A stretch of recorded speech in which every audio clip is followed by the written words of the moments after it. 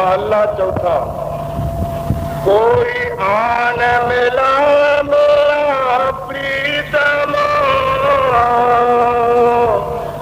प्यारा होते सब आप बचाई।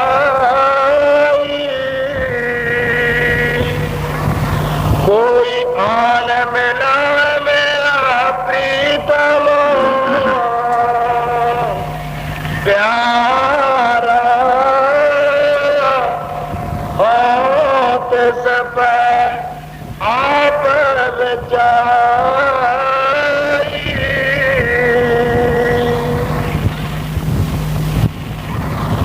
ये बाणी महाराज चौथी पातशाही दी है। अगे कई बार दसिया है कि संत दुनिया के मुश्तरका होंगे, उन्होंने बाणी मुश्तरका है।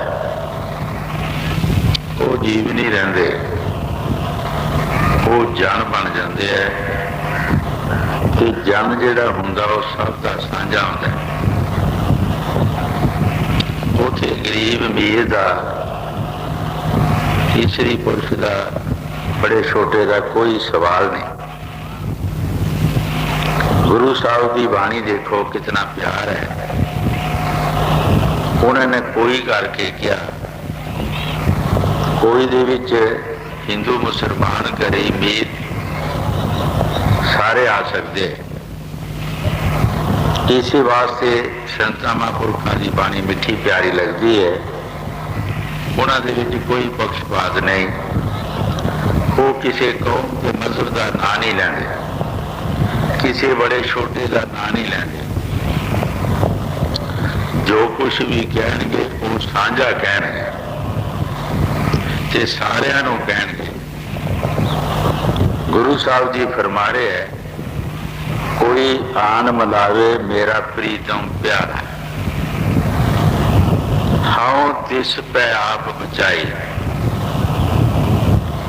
कोई होवे, हिंदू होवे या मुसलमान होवे, स्त्री या पुरुष होवे, मेरे प्रीतम नूं मिला देवे। मैं अपने आप नूं बेचण वास्ते तैयार हाँ। पर संत जो कुछ बाणी च लिखते हैं वो सिर्फ साढ़े वास्ते नहीं लिख रहे। उन्होंने आप सब कुछ किया होंदा है, उन्होंने अपने आप को वेचिया होंदा है। वो जबानी नहीं कहते, उन्होंने अमली तौर पर ये काम किया होंदा है। कई बार दसिया जो गुरु साहब ने महाराज तीसरी पातशाही ने सोचा कि साध संगत की सेवा किस नूं दईए। साध संगत की सेवा जिहड़ी है ये बहुत उच्ची ते बहुत बड़ा पहाड़ है। उन्होंने सारी संगत नूं बुलाया, बुला के उन्होंने ट्राई करन लगे। एक मामूली काम दस दिता, आओ भाई मिट्टी के चौंतरे बनाओ। सारी संगत मिट्टी के चौंतरे बनाने वास्ते तैयार हो गई और बनाते रहे। जब गुरु साहब जी शाम के वक्त आके देखन तो चौंतरे ढा दें। उन्होंने कहना कि चौंतरे भाई चंगे नहीं बने, और बनाओ।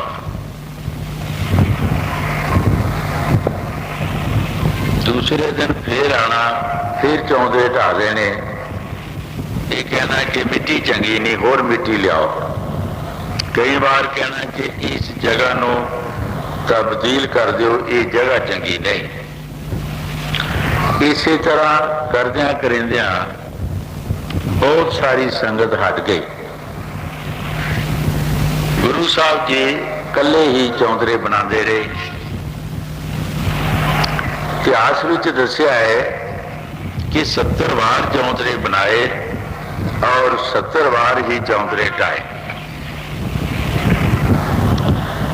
ਮੂੰਹ ਨਾਲ ਕਹਿਣਾ ਬੜਾ ਸੌਖਾ ਹੈ, ਲੇਕਿਨ ਕੰਮ ਕਰਨਾ ਹੋਵੇ ਬੜਾ ਔਖਾ ਹੈ। ਤੁਸੀਂ ਅੱਜ ਵੀ ਕਿਸੇ ਪ੍ਰੇਮੀ ਨੂੰ ਕਿਸੇ ਕੰਮ ਤੋਂ ਅਨਫਿਟ ਕਰੋ, ਉਹਦੇ ਅੰਦਰ ਖੁਸ਼ੀ ਨਹੀਂ ਰਹੇਗੀ। ਅਗਰ ਦੂਸਰੀ ਵਾਰ ਕਰੇਗਾ ਵੀ तो ਉਹਦੇ अंदर उन्नी खुशी नहीं रहेगी, उन्ना प्यार नहीं रहेगा, तो आखिर जवाब भी दे सकता है। गुरु साहब देखना है कि उन्होंने 70 बार चौंतरे बनाए और 70 बार ढाए, मथे वट नहीं पाया। प्यार उतना ही रहा, प्यार विच फर्क नहीं पिया, प्यार बढ़ता गया। 2 महीने 10 दिन होंदे है, किसी के काम नूं रोजाना ही अनफिट करो, ਉਹਦੇ दिल विच की आउंदा है?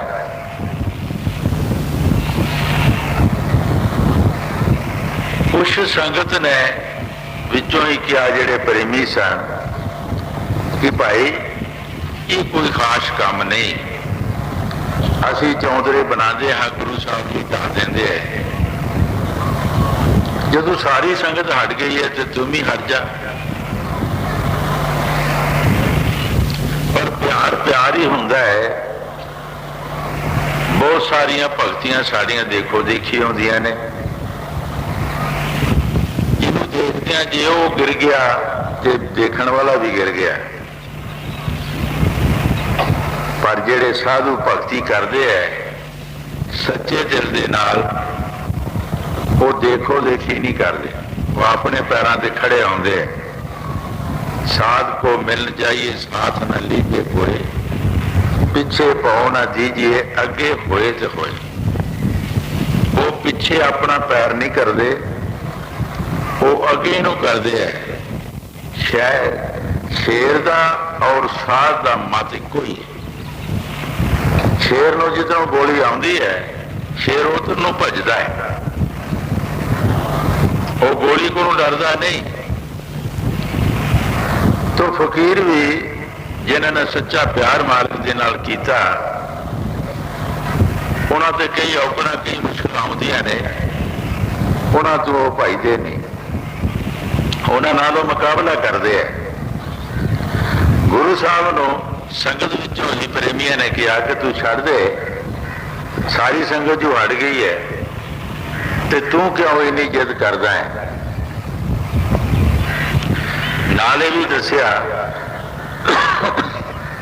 कि गुरु साहब की 105 साल उम्र है। आम लोगों की मिसाल है कि 70 वरियां का जद बंदा हुंदा है तो वह 70-72 हो जाता। उन्होंने आम लोग 70-72 ही कहते हैं, क्योंकि उसकी यादाश्त जिहड़ी है वह कायम नहीं रहिंदी।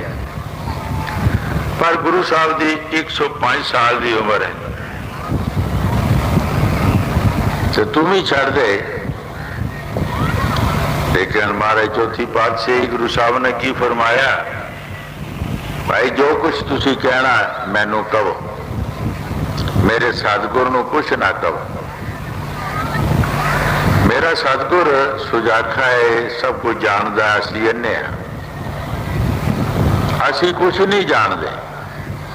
पर जे गुरु साहब जी कहन कि सारी उम्र चौंतरे बनाने हैं तो रामदास बनाता रहेगा। मैं अपने आप को बेच दिता है। ये शरीर मेरा नहीं, ये शरीर मेरे सतगुर का है। मैं अपने अपने बेच दिता। बेचन के कई ढंग होंगे है, हर काम दियां 3 आइटमां ने। असी कोई चीज गहने लेंदे हाँ, वो भी एक बेचन का ढंग होंदा है। पर उहदे विच ये है कि जब भी वो मालिक पैसे देंदा अपनी चीज नूं वापस ले लैंदा। चाहे कोई मकान है तो चाहे कोई जमीन है या कोई होर चीज है। नंबर दूसरा, एक मरूस की जाती है, ਉਹਦੇ ਵਿੱਚ भी मालकां ਦਾ हक रहिंदा है, यानी लैण वाले का पूरा हक नहीं बनता। क्यों? मालकाना सारी जिंदगी लैंदे रहिंदे। नंबर तीसरा बह होंदी है, वो जिसकी बह हो जाती है ਉਹਦੇ पूरे हक ਉਹਦੇ बन जाते हैं, मालकां दा हक टुट जाता है। गुरु साहब जी फरमाते हैं कि भाई मैं तो अपने आप को बैह कर दिता है, हुण मेरा तो शरीर ही नहीं, ये शरीर सतगुर दा है, चाहे ये पासों चौंतरे बना लैन ते चाहे भजन करान, का खुदान जो मर्जी करान, मेरा ये शरीर नहीं। तिने किस्म दियां भगतियां दस्या है, एक फकीरी लेख दी, एक फकीरी भेख दी, एक मुड़ मुड़ पिछा नूं देख दी। हर काम दे तीन गुण, एक फकीरी है वो लेखां दे विच है, पिछों ही कोई मालक दी मौज है, ਉਹਨੂੰ ਭਾਵੇਂ जो मर्जी ताने मीने भुख नंग कुछ भी होएगा, वो अपने राह रस्ते नूं नहीं छड्डेगा। एक फकीरी है पेश बना लिया लोगों नूं दसन वास्ते। नंबर तीसरा जिहड़ी फकीरी है वो कुछ दिन फकीर ते कुछ पिछा नूं फिर देखना, वो तीन किस्म दियां फकीरियां ने। पर जिहड़ी लेखां दी फकीरी है उहदे विचों सानूं कोई लाभ मिलेगा, बाकी भेखां विचों सानूं कोई लाभ नहीं मिलेगा। गुरु साहब जी कोई ऐसे पिछले लेख सन, कोई पिछला ही ऐसा कर्म सी कि जिहड़ी इतनी दृढ़ता और विश्वास दिल कंबदा है जद महापुरखों के इतिहास देखते हैं भी 70 वार चौंतरे बनाए और 70 वार ढाए, ते फिर भी खुशी अंदर रही, फिर भी बड़े आनंद नाल बनाते रहे, खुशी दे नाल, ते फिर सारी जिंदगी का पैदा किया। ये भी बहुत मुश्किल है, जदों उन्हें सारी जिंदगी का पैदा किया तो मुरशद न्याणा नहीं होंदा, वो भी सियाणा होंदा। उपरों ही वो परमात्मा जिहड़ा है वो कला फेर दिंदा, किसी दे वस की गल नहीं। जीव की घालना जिहड़ी है उपरों ही वो जो करना है, जो लेख लिखने लिख दिंदा है। एडा वड्डा दृढ़ता और विश्वास जो गुरु साहब जी बाणी च फरमा रहे, ठीक फरमा रहे। जदों सारी जिंदगी का पैदा किया उस वक्त अंदरों शब्द की आवाज आना शुरू हो गई, वो पर्दा खुल गया जिहड़ा कि अंदर पर्दा लगा होया सी। गुरु साहब जी जो बाणी च फरमा रहे ठीक फरमा रहे है। कोई होवे, हिंदू होवे, मुसलमान होवे, गरीब होवे या अमीर होवे, मेरे मालिक नूं मिला देवे, मैं अपने आप को बेचण वास्ते तैयार हाँ। सैंते इस शरीर की परवाह नहीं करते। ये शरीर जिहड़ा है ये मिट्टी है, इस मिट्टी ने अज भी इत्थे रहना, कल भी रहना। अगर इस मिट्टी को दे के सानू बहुत अच्छी चीज मिल जाए, असीं अपने मालिक के गुण गाइए, मालिक का राह रास्ता मिल जाए तो बहुत सस्ता है।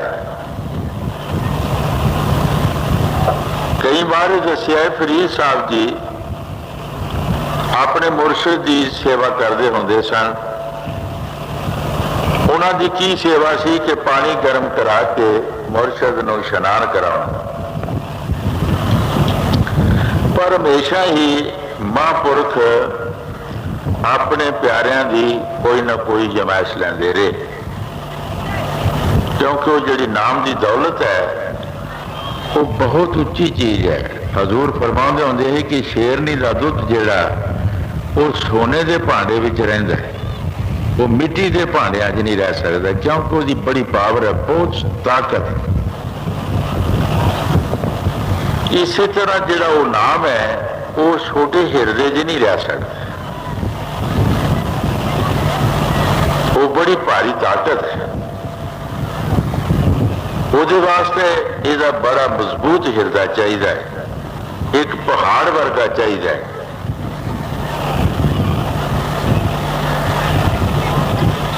फरीद साहब जी रोज पानी गर्म करा के अपने मुर्शद नूं इशनान कराउंदे हुंदे सन। एक दिन मुर्शद ने की कीता, धुएं जो अग बुझा दी, क्योंकि पिछले जमाने के विच ये जिहड़े हुण साधन चले है, माचिसां और कई चीज़ां ये नहीं सन, ते अग शाम के वक्त दब देनी सुहा नाल, ते उस नूं सवेरे भुर लेना। ਉਹਦੇ ਤੋਂ एक घर तो कई घर काम करते सन। जब देखिया धुएं च अग नहीं, हुण सोचदा है, हुण प्यार देखो कितना प्यार है। असी इन्हां गल्लां नूं अपने सोचना और विचारना है। बाणी जिहड़ी है गीत गाउण वास्ते नहीं बनी, ये साडे विचारन वास्ते है। संतां महापुरखां दे इतिहास जिहड़े है उन्हां बारे असी सोचना है कि उन्होंने कीता की है ते असी की कर रहे हैं, साडे विच कितना प्यार है। और फरीद साहब जी ये सोचते हैं कि धुएं च अग नहीं,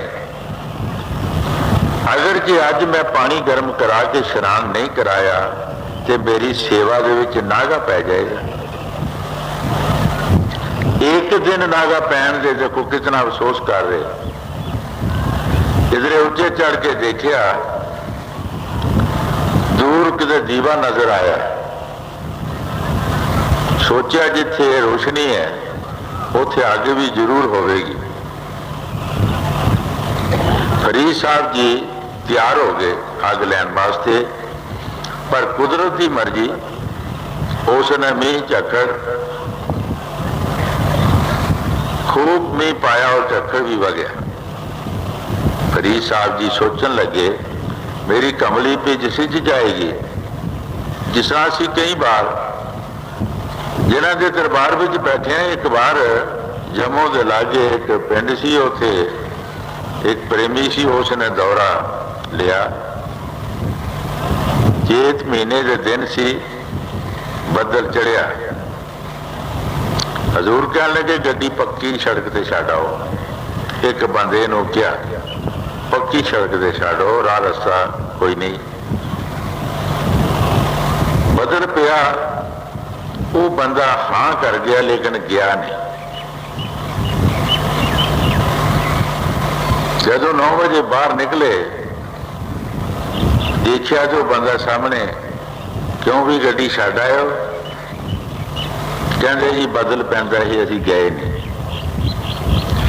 महाराज कहन लगे इसे गल वास्ते असी किया सी भी जाना भी है कि जाना नहीं।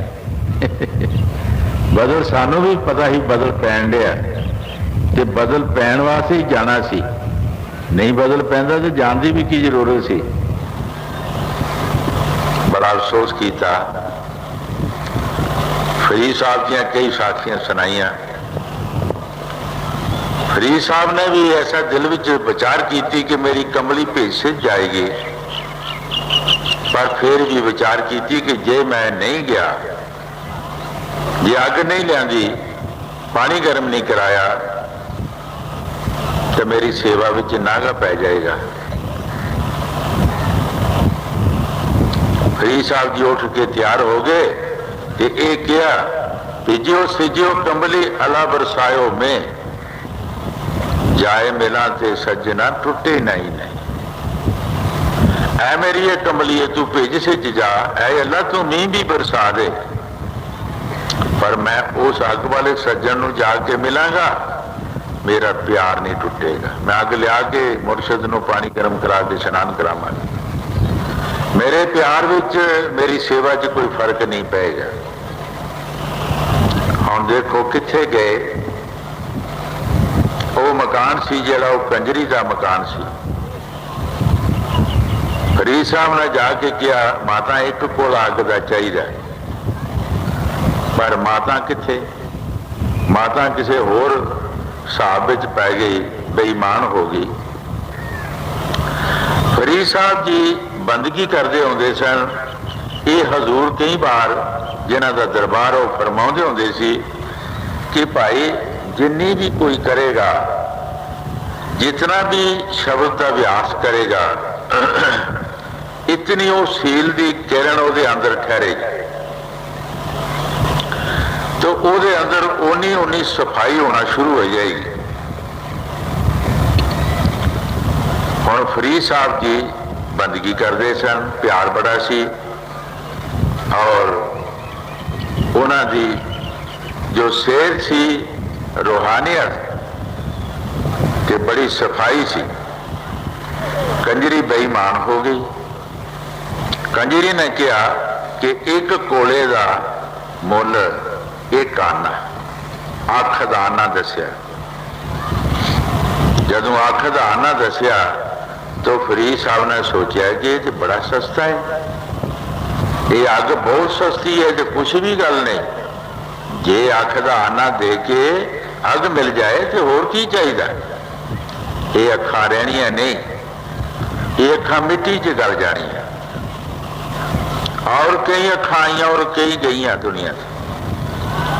अगर अख दे के मुर्शद की सेवा हो जाए, मुर्शद की खुशी मिल जाए तो होर की चाहिए। और उन्होंने अख दे विच उंगल दे के दे अख दाना कढ़ के कंजरी दे तली ते रख दिता और अग लैके डेरे आ गए। जब अग लैके डेरे आ गए, पानी गर्म कराया, अख ते पट्टी बत्ती हुई सी, मुर्शद नूं इशनान कराउण लगे। मुर्शद ने देखा कि पट्टी कई बदी है, तो बहुत सारे लोग ये भी कहते हैं कि अखा आईयां, और कई दुखने भी कहते दुखने आई। फरीद साहब ने कहा जी अख आई, तो मुर्शद ने कहा जी आई है तो पट्टी खोल दे, अगे नालों छोटी आई है, आ जरूर गई है लेकिन आई छोटी है। महापुरखों की बाणी सिर्फ गीत गाउण वास्ते नहीं, समझण वास्ते है कि उन्होंने की काम किया है और किस तरह उन्होंने रबी ताकत जिहड़ी मिली है अंदर, वो किस तरह मिली है, उन्होंने किहड़े किहड़े काम किए है। फरीद साहब जी बड़े आला फकीर होए, जिन्होंने अपनी अख भी दे दी और अख दे के अग लिया के मुर्शद नूं पानी गर्म करा के इशनान कराया, तो मुर्शद की खुशी हासिल की थी। ये खुशी जिहड़ी है ये मिलना बहुत मुश्किल है। ये किसी धन पदार्थ या किसी अकल नाल या गल्लां बातां दा मजबून नहीं, ये करनी का मजबून है, ये करनी करना पैंदी है। गुरु साहब जी जो बाणी च फरमा रहे ठीक फरमा रहे है, अगर कोई मालिक दा प्यारा मैनू मिल जाए, मेरे मालिक नू मिला दे, असी अपने आप नू बेच देंगे, असी अपने आप नू कुर्बान कर देंगे। लेकिन सिर्फ क्या नहीं उन्होंने किया भी है। हाँ, कोई आन मिला मेरा प्रीतम प्यारा, तिस पे आप विचारी, दर्शन हर देखण के ताए, दर्शन हर देखण के ताए। गुरु साहब जी बड़े प्यार के नाल फरमा रहे हैं, अगर असी अपने आप को बेचते हैं तो किस वास्ते बेचते हैं? क्या कोई दुनिया की मान बढ़ाई लैन वास्ते? ਜਾਂ ਦੁਨੀਆ ਦਾ ਧਨ ਪਦਾਰਥ ਲੈਣ ਵਾਸਤੇ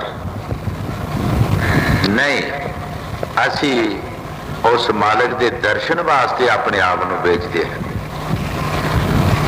ਔਰ ਕਿਸੇ ਚੀਜ਼ ਵਾਸਤੇ ਨਹੀਂ। ਮਾਲਕ ਦੇ ਦਰਸ਼ਨ ਵਾਸਤੇ ਅਸੀਂ ਆਪਣੇ ਆਪ ਨੂੰ ਵੇਚਦੇ ਹਾਂ। ਜਿਹੜੇ ਪ੍ਰੇਮੀ ਹੁੰਦੇ ਹੈ ਉਹਨਾਂ ਦਾ ਇਤਨਾ ਜ਼ਬਰਦਸਤ ਪਿਆਰ ਹੁੰਦਾ ਹੈ ਕਿ ਉਹਨਾਂ ਨੂੰ ਹੋਰ ਕੋਈ ਚੀਜ਼ ਸੁਝਦੀ ਨਹੀਂ, ਉਹਨਾਂ ਨੂੰ ਕੀਮਤਦਾਰ ਕੋਈ ਚੀਜ਼ ਨਜ਼ਰ ਨਹੀਂ ਆਉਂਦੀ ਸਿਵਾਏ ਮਾਲਕ ਦੇ ਪਿਆਰ ਦੇ। ਉਹ ਮਾਲਕ ਦਾ ਪਿਆਰ ਜਿਹੜਾ ਹੈ ਉਹਦੀ ਬਹੁਤ ਬੜੀ ਕੀਮਤ ਸਮਝਦੇ ਹੈ ਤੇ ਬੜੀ ਆਲਾ ਚੀਜ਼ ਸਮਝਦੇ ਹੈ। ਅਗਰ ਸਾਨੂੰ ਉਹ ਪਿਆਰ ਮਿਲ ਜਾਏ ਤੇ ਸਾਨੂੰ ਹੋਰ ਚਾਹੀਦਾ ਕੀ ਹੈ? ਅਗਰ ਸਾਡਾ ਸਰੀਰ ਵੀ ਲੱਗ ਜਾਏ ਤਾਂ ਕੋਈ ਪਰਵਾਹ ਨਹੀਂ। ਮਹਾਰਾਜ ਚੌਥੀ ਪਾਤਸ਼ਾਹੀ ਗੁਰੂ ਰਾਮਦਾਸ ਜੀ ਦੀ ਬਾਣੀ ਦੇਖੋ ਕਿਤਨੀ ਪਿਆਰੀ, ਔਰ ਬਾਣੀ ਦੇ ਵਿੱਚ ਕਿਤਨਾ ਪਿਆਰ ਯਾਰ ਕਰ ਰਿਹਾ। ਗੁਰੂ ਸਾਹਿਬ ਨੇ ਇਤਨਾ ਪਿਆਰ ਆਪਣੇ ਮੁਰਸ਼ਿਦ ਨਾਲ ਕੀਤਾ ਹੈ ਕਿ ਸ਼ਾਇਦ ਹੋਰ ਕਿਸੇ ਕੀਤਾ ਹੋ ਜਾਂ ਨਾ। ਗੁਰੂ ਸਾਹਿਬ ਜੀ ਫਰਮਾ ਰਹੇ ਹੈ ਕਿ ਅਸੀਂ ਆਪਣੇ ਆਪ ਨੂੰ ਵੇਚਦੇ ਹਾਂ। ਕਿਸ ਵਾਸਤੇ ਵੇਚਦੇ ਹਾਂ? ਕਿ ਮੁਰਸ਼ਿਦ ਦੇ ਦਰਸ਼ਨ ਵਾਸਤੇ, ਔਰ ਉਸ ਮਾਲਕ ਦੇ ਦਰਸ਼ਨ ਵਾਸਤੇ ਵੇਚਦੇ ਹਾਂ। ਹਾਂਜੀ, ਦਰਸ਼ਨ ਹਰ ਦੇਖਣ ਤਾਏ, ਦਰਸ਼ਨ ਹਰ ਦੇਖਣ ਤਾਏ, ਕਿਰਪਾ ਕਰਤਾ ਸਤਿਗੁਰ ਮੇਲਾ, ਹਰ ਹਰ ਨਾਮ ਧਿਆਈ। ਗੁਰੂ ਸਾਹਿਬ ਜੀ ਬੜੇ ਪਿਆਰ ਦੇ ਨਾਲ ਫਰਮਾ ਰਹੇ ਹੈ, ਕਿਰਪਾ ਕਰੇ ਤਾਂ ਸਤਿਗੁਰ ਮਿਲੇ। ਉਸ ਪਰਮਾਤਮਾ ਦੀ, ਵਾਹਿਗੁਰੂ ਕਾਲ ਪੁਰਖ ਦੀ ਕਿਰਪਾ ਹੋਵੇ ਤਾਂ ਫਿਰ ਕਿਤੇ ਸਤ ਵਾਲਾ ਮਹਾਂਪੁਰਖ ਮਿਲਦਾ ਹੈ। ਇਹਦਾ ਸਤ ਵਾਲਾ ਮਹਾਂਪੁਰਖ ਮਿਲਣਾ ਬੜਾ ਔਖਾ ਹੈ। ਪਹਿਲਾ ਸ਼ਬਦ ਜਿਹੜਾ ਪਹਿਲੀ ਤੁਕੀ ਸਤਿਗੁਰ, ਸਤ, ਇਹਦੇ ਵਿੱਚ ਸਤ ਨਹੀਂ, ਉਹਦੇ ਵਿੱਚ ਉਹ ਗੁਰਮੰਤਰ ਕਿੱਥੇ ਆ ਗਿਆ, ਨਾਮ ਕਿੱਥੇ ਆ ਗਿਆ। ਤੋ ਸਤ ਇੱਕ ਦੋ ਦਿਨ ਦਾ ਜਾਂ ਮਹੀਨੇ ਦਾ, ਸਾਲ 2 ਸਾਲ ਦਾ ਕੰਮ ਨਹੀਂ ਹੈਗਾ, ਇਹ ਪੂਰੀ ਜ਼ਿੰਦਗੀ ਦਾ ਕੰਮ ਹੈ। ਜਿਨ੍ਹਾਂ ਦੇ ਦਰਬਾਰ ਵਿੱਚ ਬੈਠੇ ਆ ਉਹਨਾਂ ਨੇ ਸਾਰੀ ਜ਼ਿੰਦਗੀ ਇਸੇ ਕੰਮ 'ਚ ਲਗਾ ਦਿੱਤੀ ਕਿ ਉਹ ਸਤ ਨੂੰ ਕਾਇਮ ਕੀਤਾ। ਸਤ ਇੱਕ ਬਹੁਤ ਬੜੀ ਵਸਤੂ ਹੈ, ਇੱਕ ਪਰਮਾਰਥ ਦੀ ਮਜ਼ਬੂਤ ਨੀਂਹ ਹੈ। ਜਿਸ ਤਰ੍ਹਾਂ ਅਸੀਂ ਦੁਨੀਆ ਦੇ ਕੋਈ ਬਿਲਡਿੰਗ ਬਣਾਉਣੀ ਹੈ, ਉਸ ਦੀ ਬੁਨਿਆਦ ਜਿਹੜੀ ਹੈ ਪੱਕੀ ਰੱਖਦੇ ਹਾਂ, ਬੜੀ ਮਜ਼ਬੂਤ ਰੱਖਦੇ हैं। किस वास्ते रखते हैं? कि अगली तरक्की वास्ते। अगर अगे भी असी ਉਹਦੇ ਉੱਤੇ कोई मकान बनाना है तो असी बना सकीए, अगे तरक्की कर सकीए। सत जिहड़ा है ये परमार्थ है, एक बहुत मजबूत नहीं है। अगर सत नहीं तो अगे तरक्की नहीं कर सकता है, अगे तरक्की इसकी रुक जाएगी। कबीर साहब जी महाराज बाणी च फरमाउंदे है, सत गया तो क्या रहा, सील गया सब झाड़, भगती खेत कैसे बचे जब टूट गई है बाढ़। आए पुरुष जे सत नहीं तो तेरे रहा भी की, बेशक तू तीर्थ कीते है या तू तपस्या की है, जग मोशे कीते है, लेकिन कुछ भी नहीं रहा। कई बार दसिया है कि 88,000 वर्ष जिस ऋषि ने तपस्या की सी, ਉਹਦੀ ਤਪੱਸਿਆ ਖੰਡਿਤ ਹੋਈ ਜਿਹੜੀ ਉਹ ਕਿਉਂ ਹੋਈ, ਕੀ ਗਿਆ ਸੀ ਉਹਦੇ ਪਾਸੋਂ? ਉਹ ਸਤ ਹੀ ਗਿਆ ਸੀ। ਜਦੋਂ ਸਤ ਨਹੀਂ ਰਿਹਾ ਤਾਂ 88,000 वर्ष ਦੀ ਤਪੱਸਿਆ ਖਤਮ ਹੋ ਗਈ।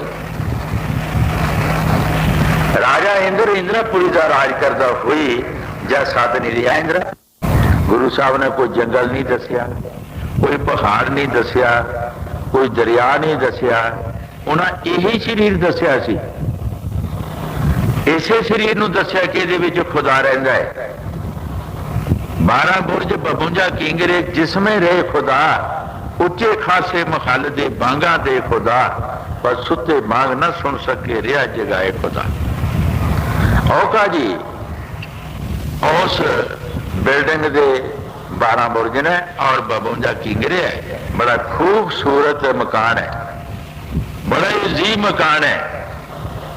और वो मालिक जेड़ा है वो खुदा किथे बैठा है? उपरले छत विच उत्तों बांग आ रही है, वो बांग दे रहा है। असी मोह माया की नींद विच सुते हाँ, असी उसकी बांग नहीं सुनते। असी बांग देनी नहीं, असी बांग सुननी है। ਉਹਦੀ ਦਿੱਤੀ ਹੋਈ ਬਾਂਗ ਸੁਣਨੀ ਹੈ। ਭਾਗ ਜਿਹਨਾਂ ਦੇ ਮਾੜੇ ਦਿੱਤੀ ਬਾਂਗ ਨਹੀਂ ਉਹ ਜਾਣਦੇ ਜਾਗਦੇ। ਜਿਹਨਾਂ ਦੇ ਭਾਗ ਮਾੜੇ ਹੁੰਦੇ ਹੈ ਉਹ ਬਾਂਗ ਉੱਥੋਂ ਆ ਰਹੀ ਹੈ, ਉੱਥੋਂ ਉਹ ਸ਼ਬਦ ਆ ਰਿਹਾ ਹੈ। ਅਸੀਂ ਮੋਹ ਮਾਇਆ ਦੀ ਨੀਂਦ ਵਿੱਚ ਸੌਂ ਜਾਂਦੇ ਹਾਂ, ਅਸੀਂ ਉਸ ਆਵਾਜ਼ ਨੂੰ ਸੁਣਦੇ ਨਹੀਂ। ਉੱਥੋਂ ਸਾਨੂੰ ਆਵਾਜ਼ਾਂ ਦੇ ਰਿਹਾ, ਜਗਾ ਰਿਹਾ ਹੈ। ਇਸੇ ਸਰੀਰ ਨੂੰ ਦੱਸਿਆ ਕਿ ਇਸੇ ਸਰੀਰ ਦੇ ਵਿੱਚ ਉਹ ਪਰਮਾਤਮਾ ਖੁਦਾ ਬੈਠਾ ਹੈ, और कोई शरीर नहीं। सो इस वास्ते महापुरखों की मिट्टी भी जिहड़ी है वो भी पुकार दी है, वो भी इशारा देती है कि भाई इस तो इलावा किते भी सानू परमात्मा नहीं मिलना। यही शरीर है जिहदे विच बैठ के असीं भगती कर सकते हैं और मालिक नूं मिल सकते हैं। मालिक इहदे विच बैठा है। वो मालिक जिथे असीं लभदे हां जाके सानू नहीं लभना।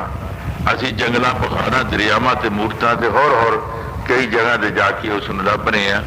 ਕਬੀਰ ਸਾਹਿਬ ਜੀ ਮਹਾਰਾਜ ਫਰਮਾਉਂਦੇ ਆ, ਵਸਤ ਕਾਈ ਢੂੰਡੇ ਕਾਈ ਕਿਸ ਵਿੱਚ ਆਵੇ ਹਾਥ, ਕਾਈ ਕਬੀਰ ਤਾਂ ਪਾਈਏ ਜਬ ਭੇਦੀ ਲੀਜੇ ਸਾਥ, ਭੇਦੀ ਲੀਜੇ ਸਾਥ दीना वस्त लखाए, कोट जन्म का पंथा छिन में दे पहुंचाए।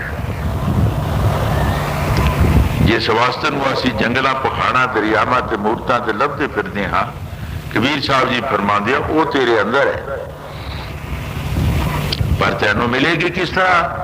ਉਹਦਾ ਭੇਤੀ ਕਹੀ ਜਦ ਤੱਕ ਤੈਨੂੰ ਮਿਲਦਾ ਨਹੀਂ ਅਦ ਤੱਕ ਮਿਲੇਗਾ ਨਹੀਂ। ਉਸ ਭੇਤੀ ਦੀ ਜ਼ਰੂਰਤ ਹੈ।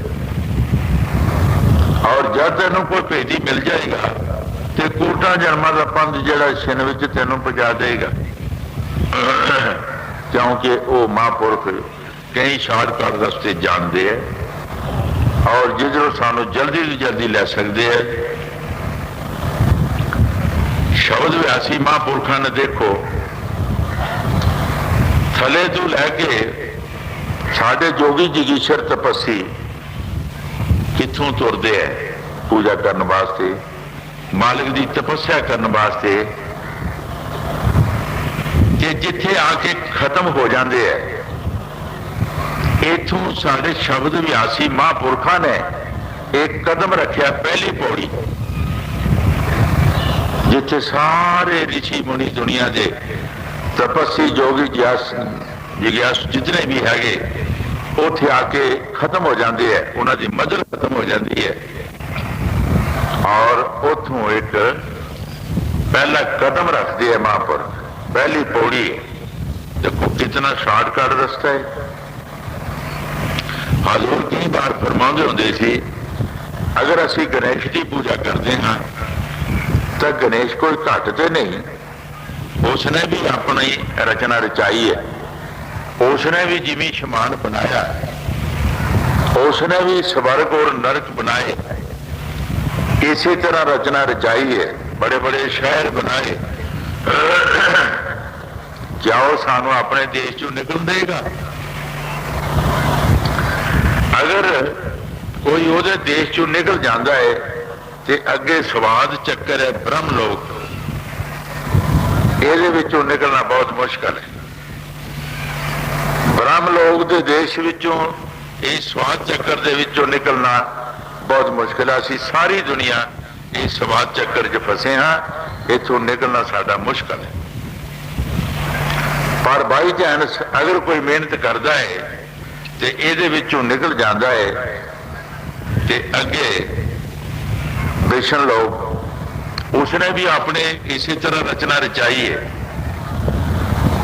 उसने भी अपने स्वर्ग और नरक बनाए है। इसी तरह दी अदालतां रौनकां हर चीज बनाई, क्या वो निकल देगा? अगर बाई चांस कोई निकल सकता है, कोई मेहनत करता निकल जाए, तो अगे शिव जी महाराज शिवलोक जिहड़ा है ਉਹਦਾ भी उस तरह देश है, उन्हें भी नहीं निकल देना। अगर जो उतों भी निकल जाए कोई, तो अगे शक्ति कंठ विच आ गई, वो शक्ति नहीं निकल देंदी। हजूर जिन्हां दा दरबार है, ਉਹਦਾ नाम है आद कुआरी। हजूर जिन्हां दा दरबार है, कई बार सत्संग च फरमाउंदे हुंदे सी, ऐ आद कुआरीए, तू सारे जगत नूं घेरिया, जे तू विआही होंदी है तो फिर की करदी है? अजे तो तू आद कुआरी है तो हर बंदे नूं घेरिया, तू किसी नूं नहीं निकल देंदी है जी। जे तू विआही होंदी है फिर की करदी है? अगर ਇਹਦੇ ਵਿੱਚੋਂ भी कोई निकल जाए, तुसीं देख लो सारे पातशाह उन्हां दे।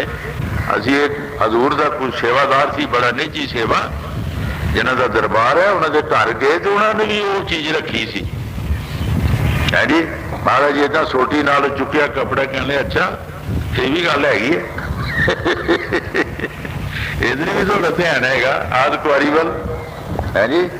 आद कुआरी नूं हजूर कहते होंगे ही, जिस तरह है चलो चूर चूरमा झाड़ा भी है उसे समाज से, चलो सतगुरां दे भी तो जाना ही है, चलांगे कोई डर नहीं, भी चूरमा भी झाड़ा भी वो भी घर रख लीए, तो दो घर नहीं रहते। गुरु साहब जी कहते जदों उस शक्ति कोलों ते कोई निकल नहीं सकता, अगर निकल जाए तो ऊपर नरिंजन बैठा है त्रिलोकी नाथ, उन्हें नहीं निकल देना। वो कहता ऊपर है ही कुछ नहीं, है ही सब कुछ थले है, जले भी मैं, थले भी मैं, है भी मैं, होगी भी मैं ही मैं। वो एक ऐसी स्टेज है जिस तरह कोई शीशे का मकान होता है, कोई बंदा वो चला जाता है, जे वो थले देखता थले भी शीशा लगा अपना मुंह लभदा है, जे पासे से देखता अपना मुंह लभदा है, जे ऊपर देखता अपना मुंह लभदा है। उत्थे आके बड़े बड़े ऋषि मुनि रह गए, बेखचार हो गए कि असी हाँ और कोई भी अगे नहीं, मैं ही मैं, उत्थे मैं आ गई, जले ही मैं, थले ही मैं, ऊपर भी थले भी, आसे पासे सारे सारे अपना ही स्वरूप नजर आता है। उत्थे जाके बेखचार हो जाते हैं और बहुत सारे जाने उत्थे बैठ जाते हैं कि इथों अगे कोई है ही नहीं। पर फकीर नहीं उत्थे रहते, फकीरां दे ते आ जाए उथों काम चलता है। वो तो पहली पौड़ी है, वो तुरना शुरू होंदे है उथों। इस वास्ते जे सानू शब्द व्यासी कोई महापुरख मिल जान, सानू ऐसा रास्ता दस देन कि कोई शार्टकट रास्ता जिथे असी जल्दी पहुंच जाइए। ये नुकते सारे फकीरां दे पास होंदे है। कई बार ये साखी सुनाई है, एक फकीर सी, कोई बंदा सी, उसने अपने ऋषि किसी ने अपने उस सेवक नूं श्राप दे दिता कि तैनूं 84 च जाना पैना। कोई उसने गलती की थी और उस गलती के कारण उन्होंने श्राप दे दिता कि तैनूं नरकां च जाना पैना। कोई शब्द व्यासी साधु मिलिया, वो बड़ा बेचैन अपने घर च बैठा सी। पूछा भाई तू इन्ना बेचैन क्यों है? कहता कि मैं इस वास्ते बेचैन हाँ, मेरे मुर्शिद ने मैनू श्राप दे दिता है कि तैनूं 84 भी जाना पड़ेगा, तो मैं हुण इतनी चिंता विच हाँ कि 84 मैं किस तरह भुगतांगा। उसने कहा कोई गल नहीं, तू घबरा नहीं, तू मेरी गल मन। कहते दसो? कहते जा अपने मुर्शिद नूं कहो जी 84 कारां पा के मैनू दसो, मैनू तो पता ही नहीं 84 होंदी की है, मैनू 84 कारां पा के दसो। तो 2-3 बार उन्होंने जदों 84 कारां पाणगे तो पूछ ली महाराज यही होंदी है 84? तो उन्हें कहना भी हाँ इन्नी होंदी है 84, इन्नी होंदी है जी, हाँ जी इन्नी होंदी है। तो तू फौरन उहदे उत्ते हथ फेर दी, सारियां कारां मेट दी। जदों जाके कहा कि महाराज मैं आला भोला बन गया कि मैनू तो 84 का पता ही नहीं भी 84 होंदी की है, तो होंदी कितनी है। ਤੇ ਮੈਨੂੰ ਤੁਸੀਂ ਕਾਰਾਂ ਪਾ ਕੇ ਦੱਸੋ। ਉਹਨੇ 84 ਕਾਰਾਂ ਮਾਰੀਆਂ। ਕਹਿਣ ਲੱਗੇ ਮਹਾਰਾਜ ਇੰਨੀ ਕੁ ਹੁੰਦੀ ਹੈ? ਇੰਨੀ ਹੁੰਦੀ ਹੈ। ਇਹੋ ਹੀ ਹੁੰਦੀ ਹੈ ਜੀ, ਇਹੋ ਹੀ ਹੁੰਦੀ ਹੈ। ਉਹਨੂੰ ਉਤੋਂ ਦੀ ਹੱਥ ਫੇਰਿਆ ਤੇ ਉਹਨੇ ਮੇਟ ਦਿੱਤੀ। ਇਹ ਕੀ ਕੀਤਾ ਮਹਾਰਾਜ? ਤੁਸੀਂ ਮੈਨੂੰ 84 ਦੇ ਚੱਕਰ 'ਚ ਪਾਤਾ ਤੇ ਮੈਂ ਭੁਗਤ ਲਿਆ। ਮੈਂ ਭੁਗਤ ਲਿਆ ਜੀ। ਮਹਾਰਾਜ ਕਈ ਵਾਰ ਫਰਮਾਉਂਦੇ ਹੁੰਦੇ ਸੀ ਕਿ ਜਿਹੜੇ ਭੇਤੀ ਸਾਧੂ ਨੇ ਉਹ ਭੇਤ ਦਿੰਦੇ ਹੈ। ਜਿਹੜਾ ਸੰਨ ਸਾਹਿਬ ਗੁਰਦੁਆਰਾ, ਤੁਸੀਂ ਇਹ ਸਾਰੇ ਜਾਣਦੇ ਹੋ ਲੋਕ, ਕਿ ਗੁਰੂ ਸਾਹਿਬ ਨੇ ਇਹ ਆਰਡਰ ਨਹੀਂ ਸੀ ਦਿੱਤਾ ਕਿ ਕੋਈ ਸਾਹਮਣੇ ਨਹੀਂ ਆ ਸਕਦਾ ਹੈ ਜੀ। ਤੇ ਭੇਤੀ ਨੇ ਕਿਹਾ ਯਾਰ ਸਾਹਮਣੇ ਜ਼ਰੂਰੀ ਜਾਣਾ, ਪਿੱਛੋਂ ਕੰਧ ਭੰਨੋ। ਅਸੀਂ ਜ਼ਰੂਰ ਸਾਹਮਣੇ ਜਾਣਾ ਹੈਗਾ ਹੈ ਜੀ। ਪਿੱਛੋਂ ਕੰਧ ਭੰਨੋ ਤੇ ਗਾਂਹ ਹੋ ਜਾਓ। ਪਿੱਛੋਂ ਕੰਧ ਭੰਨ ਕੇ ਹੈ ਜੀ ਤੇ ਅੱਗੇ ਆ ਗਏ, ਗੱਲ ਮੁੱਕ ਗਈ ਸਾਰੀ। ਪਰ ਭੇਤੀ ਜਿਤਨੇ ਚਿਰ ਭੇਤ ਨਹੀਂ ਦਿੰਦਾ ਇੰਨੇ ਚਿਰ ਸੰਨ ਵੀ ਨਹੀਂ ਲੱਗਦੀ ਹੈ ਜੀ। ਚੋਰ ਹੇਤੇ ਤੇ ਡੈਣ ਭੇਤੇ। ਇਹ ਡੈਣ ਇੱਥੇ ਖਰੇ ਚੋਰ ਭੇਤੇ, ਏਦਾਂ ਦੀ ਗੱਲ ਹੈ ਕੋਈ ਹੈ ਜੀ। ਸੋ ਇਸ ਵਾਸਤੇ ਸਾਨੂੰ ਕੋਈ ਭੇਤੀ ਸਾਧੂ ਚਾਹੀਦਾ ਕਿ ਜਿਹੜਾ ਸਾਨੂੰ ਭੇਤ ਦੱਸ ਦੇਵੇ। ਹਾਂਜੀ। ਤਨ ਮਨ ਕਾਟ ਕਾਟ ਸਭ ਆਰ ਪੀ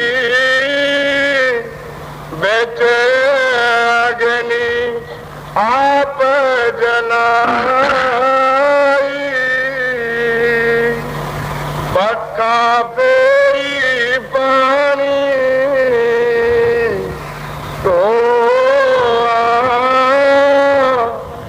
ਜੋ ਦੇਵ ਸੋ ਖਾਈ। ਗੁਰੂ ਸਾਹਿਬ ਜੀ ਬੜੇ ਪਿਆਰ ਦੇ ਨਾਲ ਫਰਮਾ ਰਹੇ ਹੈ, ਐ ਮਾਲਕ ਮੈਂ ਪੱਖਾ ਵੀ ਫੇਰਾਂਗਾ, ਪਾਣੀ ਵੀ ਢੋਵਾਂਗਾ।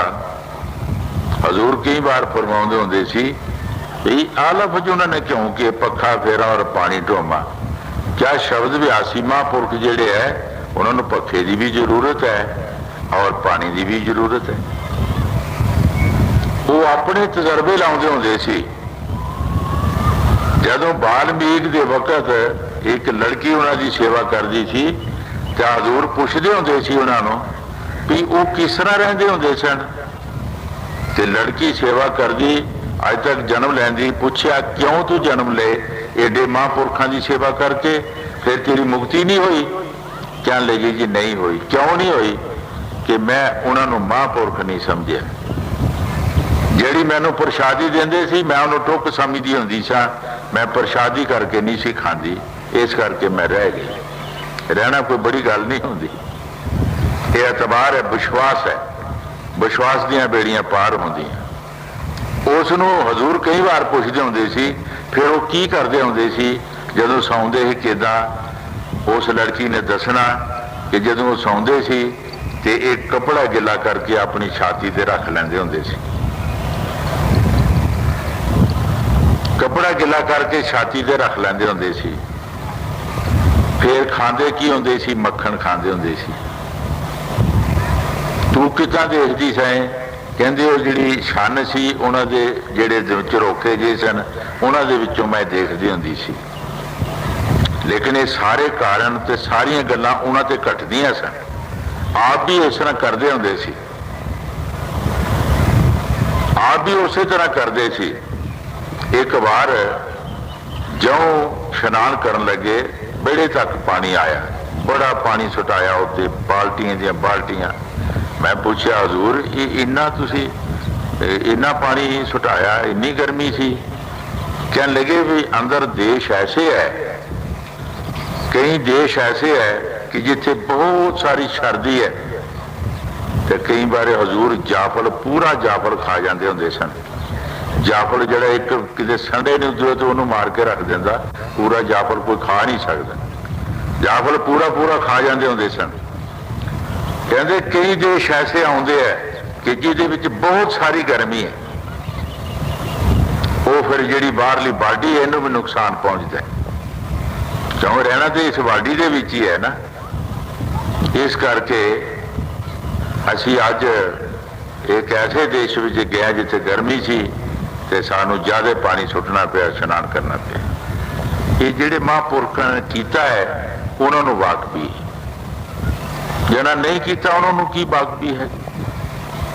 आज जो साडा बाहर तुसी बनावट देखते हो दुनिया की, यही देश साडा तुसी धरती जिहड़ी है, तुसी इसे धरती दे देखो कई तब्दीलियां, किते सर्दी है किते गर्मी है, यही त्रिलोकी है जी।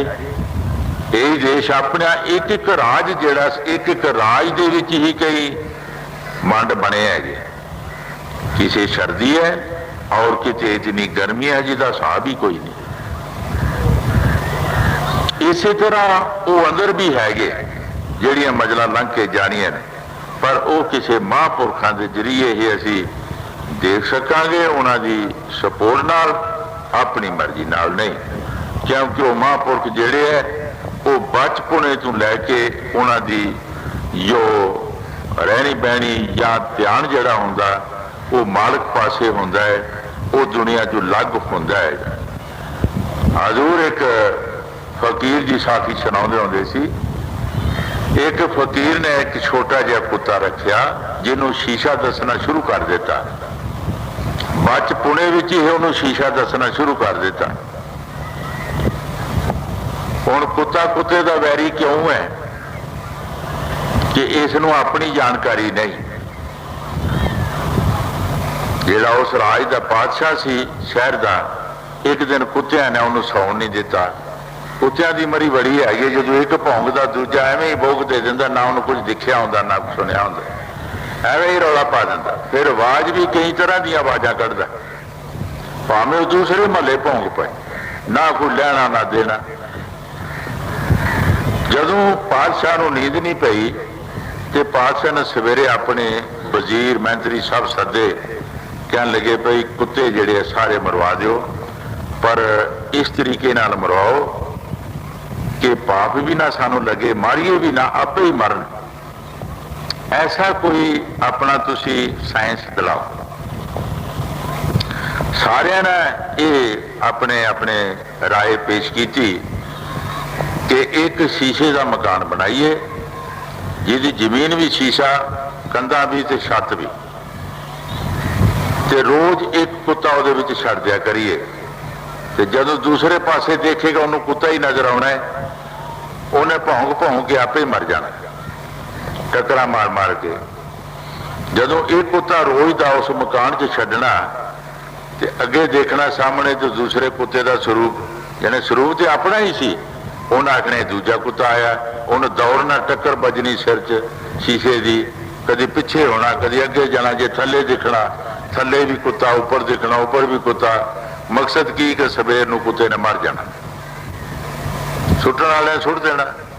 सारे शहर के कुत्ते जिहड़े सी वो मरवा दिते। उन्होंने फकीर के पास कुत्ता सी तो वो भी किसी ने जाके कहा फकीर ने भी तुम ही कुत्ता दे दे, सारे शहर के कुत्ते मरवाया। कहता भी मेरे कुत्ते का कसूर की है, मेरे कुत्ते ने की कसूर किया है। कहते भी कुत्ते जो सारे मरवा देते हैं, तेरे कुत्ते का कसूर की, असी इनू मरवाना है। ये पातशाह का हुक्म है। फकीर ने कहा भी जिस पातशाह का हुक्म है ना कुत्ते मरवाने का, मेरे कुत्ते वर्गी तेरे पातशाह दे विच अकल नहीं हैगी। मेरे कुत्ते च पातशाह नालों अकल ज्यादा है। उन्हें जा शिकायत लाई महाराज एक फकीर है वो कुत्ता नहीं देंदा, तो वो कहता है कि तुहाडे पातशाह दे विच मेरे कुत्ते वर्गी अकल नहीं हैगी। पातशाह ने गुस्से के नाल हुक्म ऐसा करड़ा दिता, जाओ कुत्ते नूं भी लियाओ ते उसनूं बन के लियाओ। फकीर के पास चला गए, किथे पातशाह का हुक्म, एक पातशाह का हुक्म, एक उन्होंने अपनी नौकरी का बड़ा मान, वो बड़े तौर नाल गए, बड़े रोब राह पान लगे। फकीर ने कहा कोई गल नहीं, तुम एडा रोह ना पाओ, अभी चलते हैं। इसलिए चला गए पातशाह के पास। पातशाह ने पूछा कि तेरे कुत्ते की की सिफत है? कहते जी मेरे कुत्तू ये गल कही है कि मेरे पातशाह दे विच मेरे कुत्ते वर्गी अकल नहीं? कहता जी कही है। फकीर जिहड़ी गल कहणगे वो कदी भी कहणगे, फिर भी कहणगे, क्योंकि तोल के कहंदे है, पहला उन्होंने उसका अभ्यास किया हुंदा है। कहता जी कही है। कहते की सिफत है तेरे कुत्ते? कहते तुसी देख लो, तुसी अपनी अकल दे नाल सब कुत्ते मरवा देते है ना? कहते हाँ, अगर मेरा कुत्ता मर जाए तुहाडी अकल नाल तो मैनू मौत सजा नाल दे देनी, अगर नहीं मरे तो तेनू राह छड्डना पएगा। बादशाह दिल दे भी सारे कुत्ते मरवा देते है, ये कुत्ता किहड़ा कुत्ते की हैगा? पर उन्होंने ये नहीं सी पता कि जमदे नूं ही शीशा दसना शुरू कर दिता है। उन्हें अपने आप नूं पहचान लिया सी। जदों उस मकान दे विच कुत्ते नूं छड्ड दिता, नाल उहदे खाण पीण वाली चीज़ां छड्ड दित्तियां। सुबह हुई जिहड़ा सुट्टण जांदा सी, जदों उसने देखिया तो कुत्ता बड़े आनंद नाल बैठा सी। उन्हें नहीं देखिया, उन्हें पता ही कि मैं ही हाँ। जिस तरह एक शायर ने किया, जिधर देखिए एक रंग तू रंग अनेक बन गए, सूआ सोच नहीं समझ प्याजी है जी, जिधर वेखिए लभना तू ही कि नाल हुण बैर बिहाजी है जी। है वाहिगुरु काल पुरख है परमात्मा, जिधर भी देखते हैं तू ही नजर आना है। हुण असीं दुश्मनी या बैर या प्रेम किहदे नाल करिए? जिधर देखिए तू ही नजर आना है। हुण कुत्ता जिधर मुंह करे अपना आप ही नजर आवे। कुत्ता नहीं भौंकिया, ना उन्होंने कोई दुख होया, बड़े आराम नाल विच बैठा रहा। जदों जाके पातशाह ने रिपोर्ट दी महाराज वो कुत्ता तो जिंदा, जदों जिंदे का नाम लिया तो पातशाह दियां नाड़ां तिड़क गईयां, टट्टियां लग गईयां।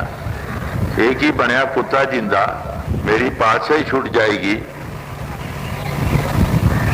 सत्या फकीर नूं कहंदा भी ठीक है, असी अपनी अकल नाल मकान बनाया सी, लेकिन तेरे कुत्ते च अकल ज्यादा है, जिहड़ा साडी अकल नाल वो मरिया नहीं। साडी अकल तेरे कुत्ते तो घट है। जिहड़ा कुत्ता मरिया नहीं, उन्हें राज तैनू असी देंदे हां, तू राज कर। वादा कीता है। फकीर ने कहा मैनू लोड़ नहीं राज दी, मैं की करना है राज? मेरा तो उस राजे नाल मेरी दोस्ती है, प्यार है, जिहड़ा तमाम दुनिया का राजा है। मैं छोटे जे कुरे नूं की करना है? राज तू ही कर। मकसद की असी दुनिया दे कुत्ते फकीर जिहड़े है, असी एवें भौंकी जाने हैं, सुनी सुनाई बात ते ही एवें गल्लां करी जाने हैं, ना कोई अक्कनी देखिया ना।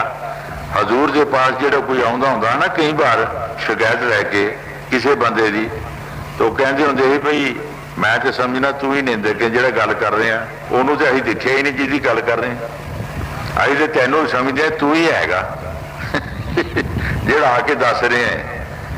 फकीर जिहड़े है वो सब कुछ जानदा, उन्होंने बचपने तो ही वो कोर्स किया हुंदा है कि वो हर पासे परमात्मा नूं जानदे है ते परमात्मा का ही ध्यान रखते हैं। असी दुनियादार जीव सिर अड़ा के मरते हैं, एक दूसरे की निंदा करते हैं, एक दूसरे दी गल्लां करते हैं। असी परमात्मा नूं सबूत नहीं करते, अपने च एक दूसरे विच भी सबूत नहीं करते। असी परमात्मा नूं पता नहीं कित्थे समझते कि कित्थे है ते कित्थे नहीं है। मैं कई बार ये विचार की है कि बड़ा बड़ा गुनाह है, बहुत बड़ा गुनाह है जिहड़ा निंदिया दा। ये कई बार साखी दसी है कि एक राजा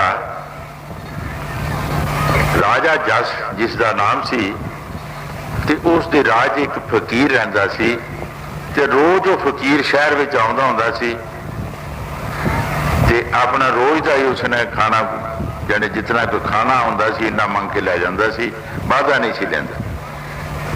एक दिन पातशाह के तबेले चला गया तो पातशाह भी कुदरती तबेले विच गया सी ते फकीर ने सदा की ਤੇ ਪਾਤਸ਼ਾਹ ਨੇ ਹੰਕਾਰ ਵਿੱਚ ਆ ਕੇ, ਹਾਲੀ ਧਰਮੀ ਵੀ ਬੜਾ ਹੀ, ਪਰ ਜਦੋਂ ਬੁੱਧ ਭ੍ਰਿਸ਼ਟ ਹੋ ਜਾਏ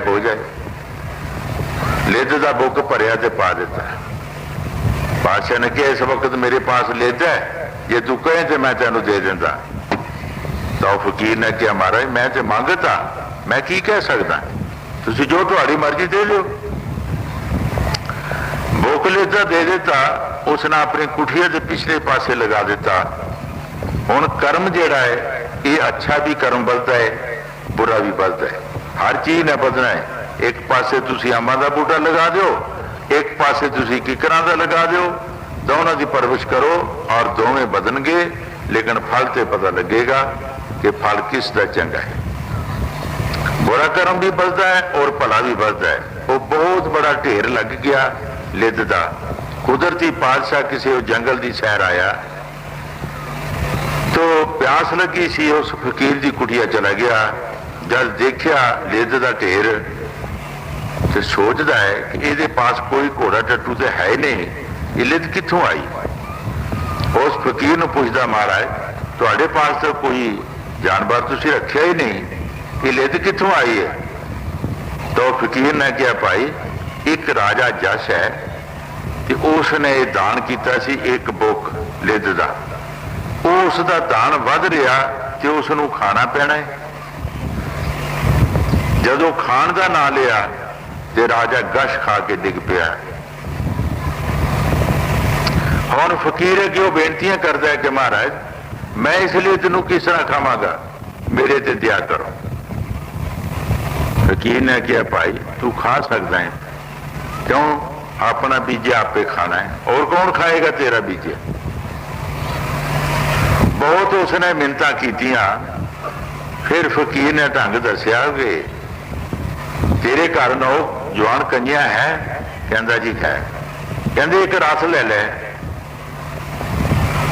ਸ਼ਰਬਤ ਦੀਆਂ ਰੰਗਦਾਰ ਬੋਤਲਾਂ ਲੈ ਲੈ, ਇੱਕ ਪਾਸੇ ਆਪਣੀ ਔਰਤ ਨੂੰ ਬਿਠਾ ਲੈ, ਇੱਕ ਪਾਸੇ ਲੜਕੀ ਨੂੰ, ਦੋਨਾਂ ਦੇ ਮੋਢਿਆਂ ਤੇ ਹੱਥ ਰੱਖ ਲੈ, ਸ਼ਰਾਬੀ ਬਣ ਜਾ ਤੇ ਸਾਰੇ ਸ਼ਹਿਰ ਦੇ ਵਿੱਚ ਘੁੰਮ,